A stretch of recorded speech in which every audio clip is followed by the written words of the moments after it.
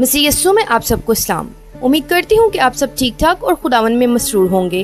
Bible study पर मबनी videos का notification सबसे पहले हासिल करने के लिए चैनल को सब्सक्राइब करना और बेल आइकन के बटन को दबाना मत भूलें। आज का हमारा टॉपिक है, क्या हम सिर्फ लबों से खुदा को याद करते हैं? मुलाहिजा कीजिए यशायाह नबी की किताब 29 बाब 13 आयत। बस खुदावन फरमाता है, चूँकि ये लोग जुबान से मेरी नजदीकी चाहते हैं और होठों से मेरी ताजीम करते हैं, लेकिन इनका दिल मुझसे दूर है, क्योंकि मेरा खौफ जो इनको हुआ फकत आदमियों की तालीम सुनने से हुआ। अगर हम इस आयत का पसे मंजर देखें तो मालूम होता है कि उस वक्त इसराइल का हाल ये था कि वो मजहबी लेकिन बागी थे। मतलब ये कि वो हैकल जाते थे, कुर्बानी देते थे, रोजा रखते थे, ज़बूर गाते थे, लेकिन वो ना इंसाफी करते, गरीबों को दबाते और छुपे हुए बुतों की प्रस्तिश करते।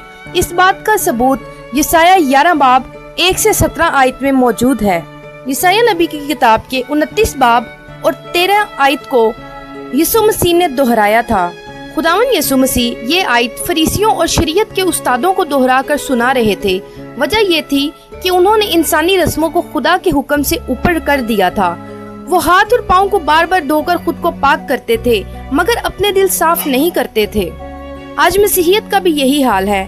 हम भी रस्मों में फंस चुके हैं। अतवार को चर्च जाना जरूरी है, ये ठीक है, लेकिन अगर पीर से जुमा तक खुदा याद ही नहीं तो ये भी लबों की इबादत है। मिसाल के तौर पर चर्च की इबादत में हम सबसे ज्यादा आमीन बोलते हैं, आंसू भी आ जाते हैं, लेकिन अपने घर में तन्हाई में 2 मिनट भी दुआ नहीं करते।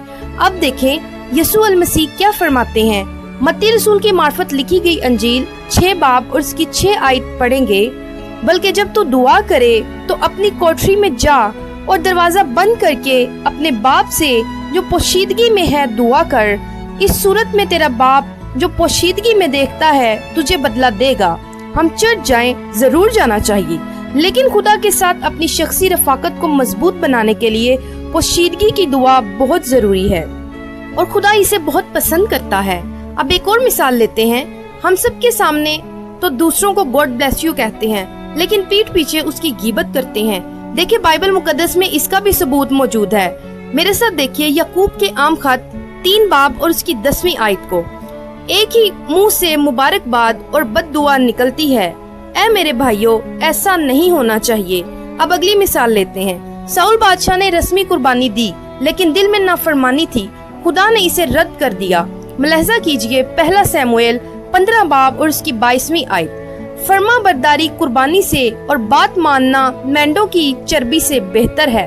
मुकाशफा की किताब 3 बाब 15 से 16 आयत में यूं मरकूम है, मैं तेरे कामों को जानता हूँ कि तू ना तो सर्द है न गर्म। काश के तू सर्द या गर्म होता, बस चूंकि तू न गर्म है न सर्द बल्कि नीम गर्म है, इसलिए मैं तुझे अपने मुंह से निकाल फेंकने को हूँ।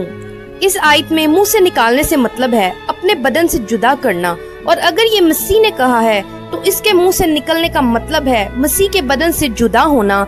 ये कैसी अलार्मिंग बात है। हमें खुद को बदलने की जरूरत है, रस्मी नहीं बल्कि हकीकी इबादत करने की जरूरत है। 1 घंटा दिखावे की दुआ करने से बेहतर है हम 5 मिनट पूरे दिल से खुदा को याद करें। हम सिर्फ स्टेटस या स्टोरी पर बाइबल की वर्ड्स लगाते हैं, लेकिन खुद इसको पढ़ते तक नहीं। हमें इन आदत को बदलने की जरूरत है। ऐसा ना हो कि मसीह हमें अपने मुंह से निकाल फेंके। खुदा आप सबको आज के कलाम के वसीला से बरकत दे।